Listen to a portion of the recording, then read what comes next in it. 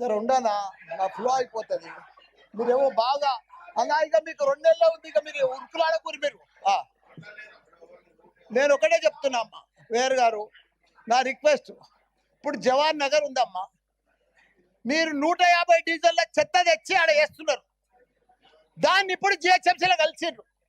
మొత్తం మా టిఆర్ఎస్ ప్రభుత్వం ఉన్నప్పుడు 300 కోట్లు పెట్టి దానికి క్యాపింగ్ చేసినాం. మా 250 కోట్లు పెట్టి వాటర్ మురికి నీళ్ళంతా ఫిల్టర్ చేసినాం. కానీ ఇప్పుడు 2 ఏళ్ల సంధి కాంగ్రెస్ ప్రభుత్వం వచ్చిన సంధి చూసే దిక్కు లేదు. మీ చెత్త అంతా బాబా, మీ చెత్త మల్లారెడ్డి గారు, మీరు objections and suggestions, delimitations, objections and suggestions, చెత్త తీసుకొచ్చారు. చెత్త గురించి ప్రజలు చచ్చిపోతున్నారు, చెత్త గురించి మాట్లాడట్లేదు, వాళ్ళ జనాలు చెత్త గురించి మనం మాట్లాడట్లేదు.